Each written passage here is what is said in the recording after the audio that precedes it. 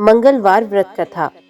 व्यास जी ने कहा, एक बार नैमिषारण्य तीर्थ में 80,000 मुनि एकत्रित होकर पुराणों के ज्ञाता श्री सूत जी से पूछने लगे, हे महामुने, आपने हमें अनेक पुराणों की कथाएं सुनाई हैं। अब कृपा करके हमें ऐसा व्रत और कथा बताएं जिसके करने से संतान की प्राप्ति हो तथा मनुष्यों को रोग, शोक, अग्नि, सर्व दुख आदि का भय दूर हो, क्योंकि कलयुग में सभी जीवों की आयु बहुत कम है। फिर इस पर उन्हें रोग चिंता के कष्ट लगे रहेंगे, तो फिर वे श्री हरि के चरणों में अपना ध्यान कैसे लगा सकेंगे। श्री सूत जी बोले, हे मुनियों, आपने लोक कल्याण के लिए बहुत ही उत्तम बात पूछी है। एक बार युधिष्ठिर ने भगवान श्री कृष्ण से लोक कल्याण के लिए यही प्रश्न किया था। भगवान श्री कृष्ण और युधिष्ठिर का संवाद तुम्हारे सामने कहता हूँ, ध्यान से सुनिए। एक समय पांडवों की सभा में श्री कृष्ण जी बैठे हुए थे। तब युधिष्ठिर ने भगवान श्री कृष्ण से प्रश्न किया, हे प्रभु, हे नंदनंदन गोविंद, आपने मेरे लिए अनेकों कथाएं सुनाई हैं। आज आप कृपा करके ऐसा व्रत या कथा सुनाएं जिसके करने से मनुष्य को रोग, चिंता का भय समाप्त हो और उसको पुत्र की प्राप्ति हो। हे प्रभु, बिना पुत्र के जीवन व्यर्थ है। पुत्र के बिना मनुष्य नरकगामी होता है। पुत्र के बिना मनुष्य पितृ ऋण से छुटकारा नहीं पा सकता और ना ही उसका पुनग नामक नरक से उद्धार हो सकता है। अत पुत्रदायक व्रत बताएं। श्री कृष्ण भगवान बोले, हे राजन, मैं एक प्राचीन इतिहास सुनाता हूँ, आप उसे ध्यान से सुनिए। कुंडलपुर नामक एक नगर था। उसमें नंदा नामक एक ब्राह्मण रहता था। भगवान की कृपा से उसके पास सब कुछ था, फिर भी वे दुखी था। इसका कारण ये था कि ब्राह्मण की स्त्री सुनंदा के कोई संतान नहीं थी। सुनंदा पतिव्रता थी, भक्ति पूर्वक श्री हनुमान जी की आराधना करती थी।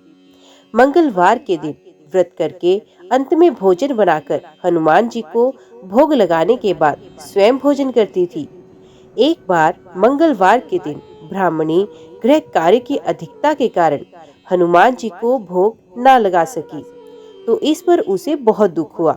उसने कुछ नहीं खाया और अपने मन में प्रण किया कि अब तो अगले मंगलवार को ही हनुमान जी का भोग लगाकर अन्न जल ग्रहण करूंगी। ब्राह्मणी सुनंदा प्रतिदिन भोजन बनाती, श्रद्धा पूर्वक पति को खिलाती, परंतु स्वयं भोजन नहीं करती और मन ही मन श्री हनुमान जी की आराधना करती। इसी प्रकार 6 दिन गुजर गए और ब्राह्मणी सुनंदा अपने निश्चय के अनुसार भूखी प्यासी निराहार रही।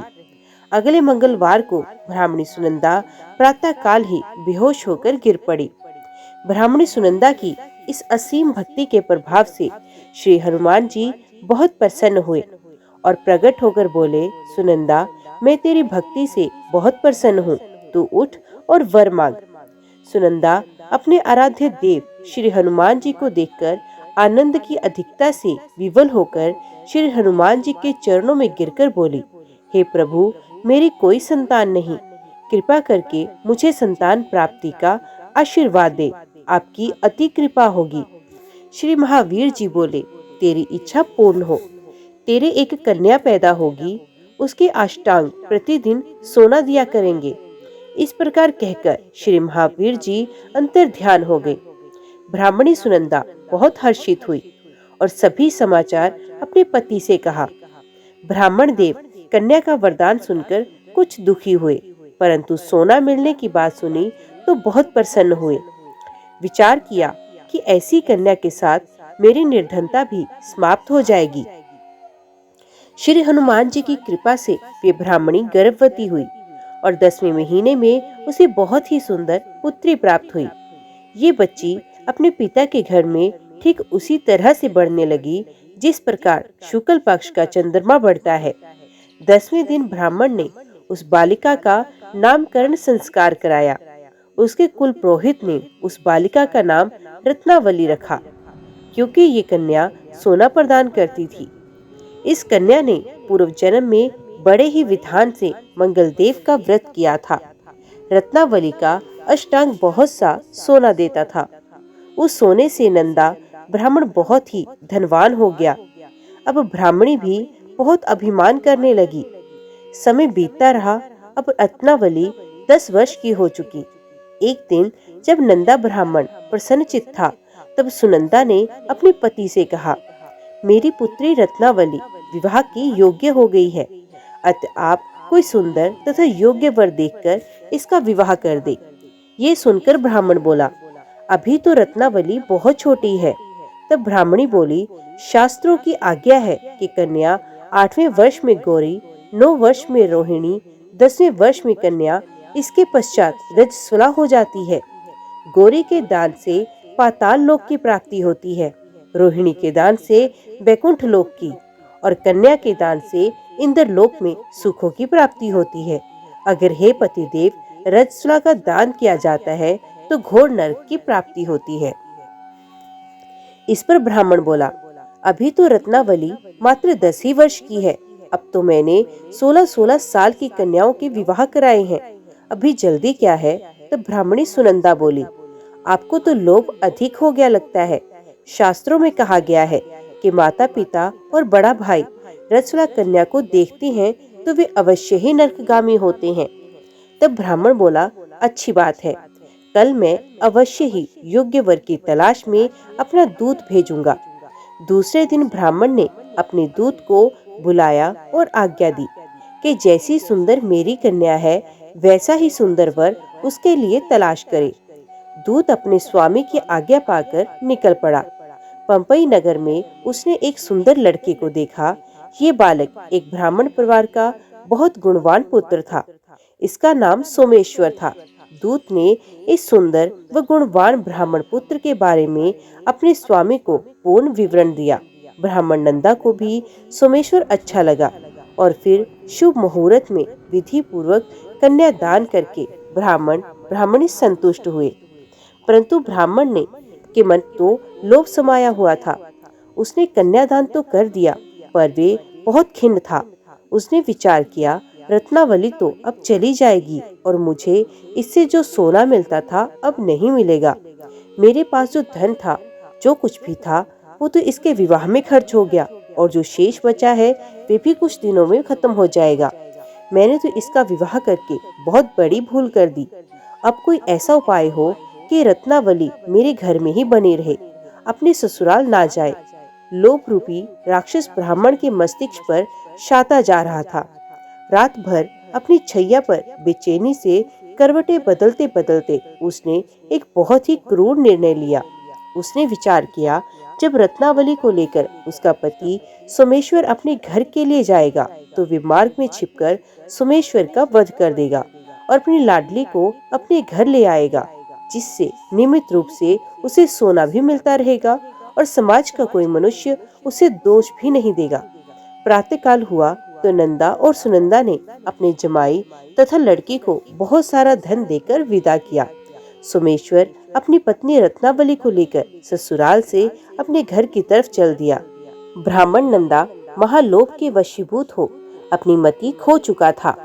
पाप पुण्य को उसे कोई विचार न रहा।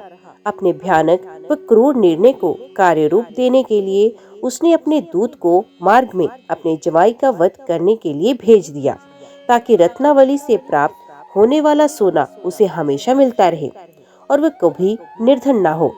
ब्राह्मण के दूत ने अपने स्वामी की आज्ञा का पालन करते हुए उसके जमाई सोमेश्वर का मार्ग में ही वध कर दिया। समाचार प्राप्त कर ब्राह्मण नंदा मार्ग में पहुंचा और रुदन करती अपनी पुत्री रत्नावली से बोला, हे पुत्री, मार्ग में लुटेरों ने तेरे पति का वध कर दिया। भगवान की इच्छा के आगे किसी का वश नहीं चलता। अब तू घर चल, वहाँ पर ही रहकर शेष जीवन व्यतीत कर। जो भाग्य में लिखा होगा वही होगा। अपने पति की अकाल मृत्यु से रत्नावली बहुत दुखी हुई। करुण क्रंदन व रुदन करते हुए अपने पिता से बोली, हे पिताजी, इस संसार में जिस स्त्री का पति नहीं उसका जीना व्यर्थ। मैं अपने पति के साथ ही अपने शरीर की आहुति दूंगी और सती होकर अपने इस जन्म को, माता पिता के नाम को तथा सास ससुर के यश को सार्थक करूंगी। ब्राह्मण नंदा अपनी पुत्री रत्नावली के वचनों को सुनकर बहुत दुखी हुआ। विचार करने लगा, मैंने व्यर्थ ही जमाई का वध करने का पाप किया। रत्नावली तो उसके पीछे अपने प्राण तक देने को तैयार है। मेरा तो दोनों तरफ से मरण हुआ। धन तो अब मिलेगा नहीं। जमाई वध के पाप के फलस्वरूप यम यातना भी भुगतनी पड़ेगी। ये सोचकर वे बहुत खिन्न हुआ। सोमेश्वर की चिता बनाई गई। रत्नावली सती होने की इच्छा से अपने पति का सर अपनी गोद में रखकर चिता में बैठ गई। जैसे ही सोमेश्वर की चिता को अग्नि लगाई गई, वैसे ही प्रसन्न हो मंगलदेव वहां प्रकट हुए और बोले, हे रत्नावली, मैं तेरे पति भक्ति से बहुत प्रसन्न हूँ, तू वर मांग।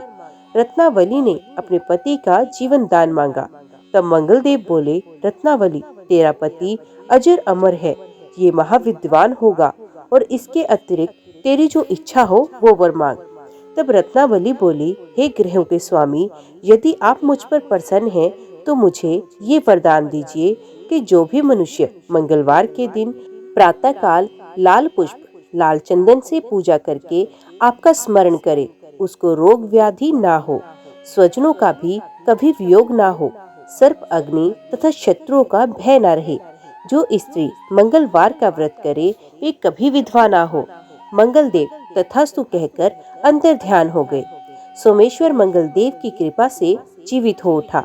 रत्नावली अपने पति को पुण्य प्राप्त कर बहुत प्रसन्न हुई और मंगलदेव का व्रत प्रत्येक मंगलवार को करके व्रतराज और मंगलदेव की कृपा से इस लोक में सुख ऐश्वर्य को भोगते हुए अंत में अपने पति के साथ स्वर्ग को चली गई।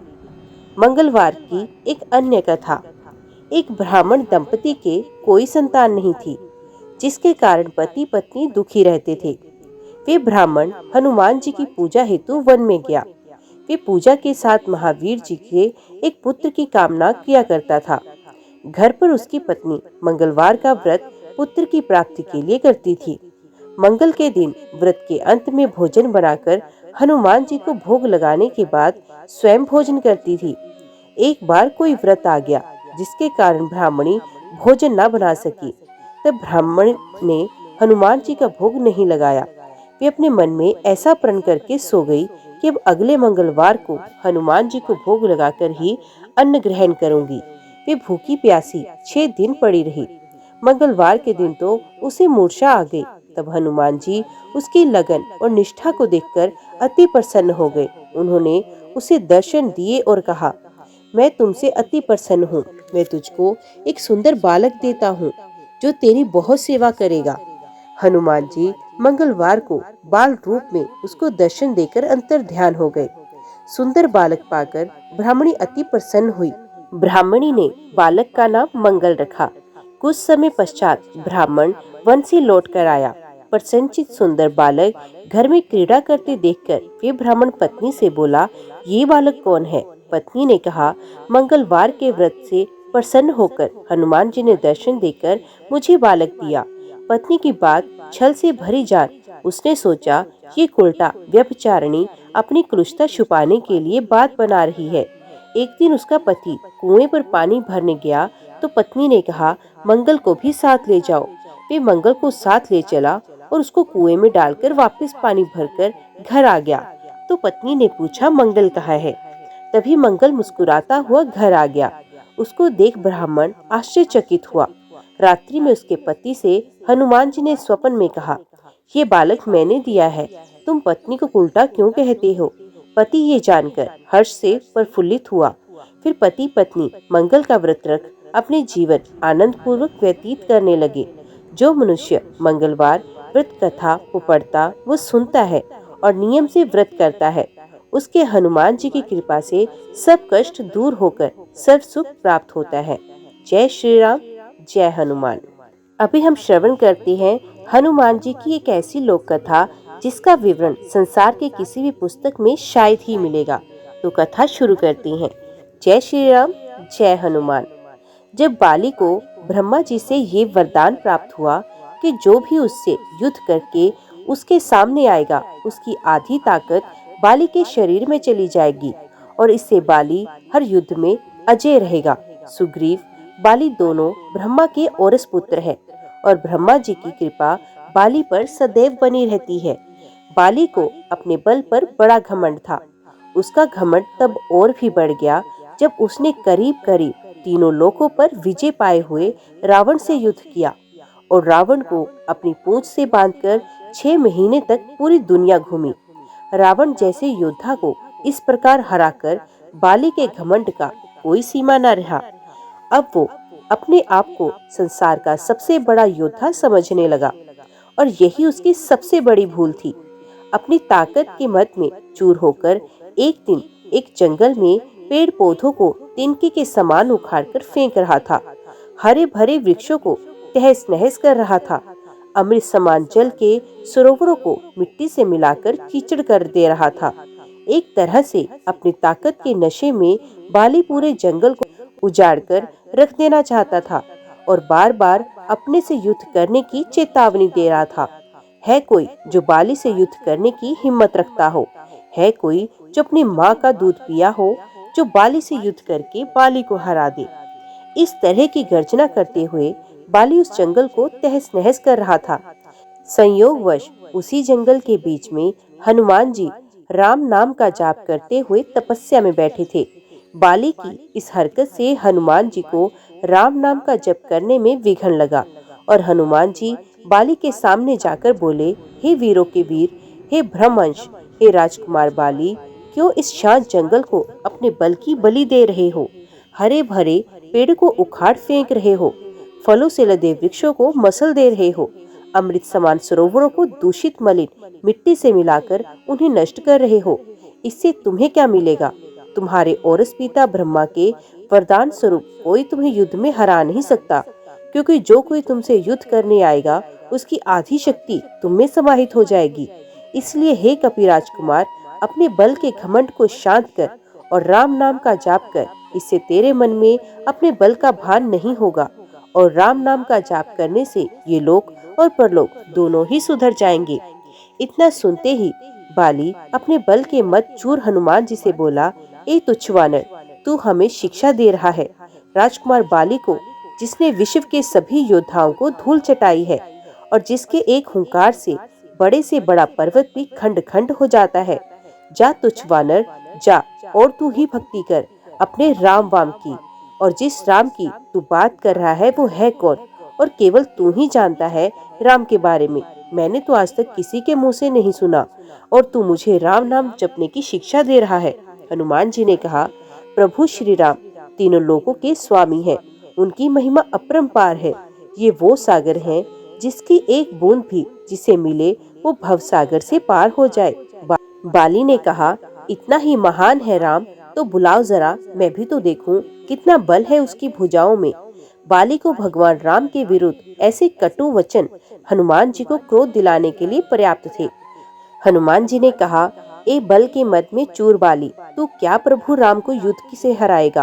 पहले उनके इस तुच्छ सेवक को युद्ध में हराकर दिखा।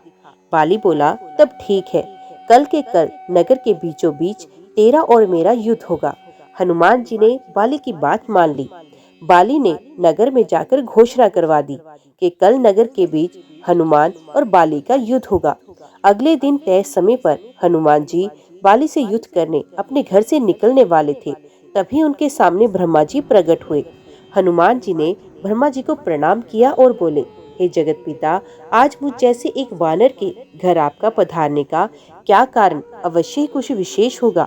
ब्रह्मा जी बोले, हे अंजनी सुत, हे शिवांश, हे पवन पुत्र, हे राम भक्त हनुमान, मेरे पुत्र बाली को उसकी उदंडता के लिए क्षमा कर दो और युद्ध के लिए ना जाओ। हनुमान जी ने कहा, हे प्रभु, बाली ने मेरे बारे में कहा होता तो मैं उसे क्षमा कर देता, परंतु उसने मेरे आराध्य श्री राम के बारे में कहा जिसे मैं सहन नहीं कर सकता और मुझे युद्ध के लिए चुनौती दी है, जिसे मुझे स्वीकार करना ही होगा, अन्यथा सारी विश्व में ये बात कही जाएगी कि हनुमान कायर है, जो ललकारने पर युद्ध करने इसलिए नहीं जाता क्योंकि एक बलवान योद्धा उसे ललकार रहा है।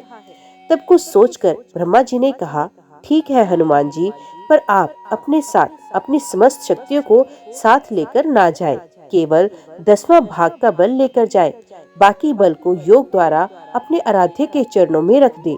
युद्ध से आने के उपरांत फिर से उन्हें ग्रहण कर ले। हनुमान जी ने ब्रह्मा जी का मान रखते हुए वैसा ही किया और बाली से युद्ध करने के लिए घर से निकले। उधर बाली नगर के बीच में एक जगह को अखाड़े में बदल दिया और हनुमान जी से युद्ध करने को व्याकुल होकर बार बार हनुमान जी को ललकार रहा था। पूरा नगर इस अद्भुत और दो महायोद्धाओं के युद्ध को देखने के लिए जमा था। हनुमान जी जैसे ही युद्ध स्थल पर पहुंचे, बाली ने हनुमान को अखाड़े में आने के लिए ललकारा। ललकार सुनकर जैसे ही हनुमान जी ने एक पाँव अखाड़े में रखा, उनकी आधी शक्ति बाली में चली गई। बाली में जैसे ही हनुमान जी की आधी शक्ति समाई, बाली के शरीर में बदलाव आने लगे।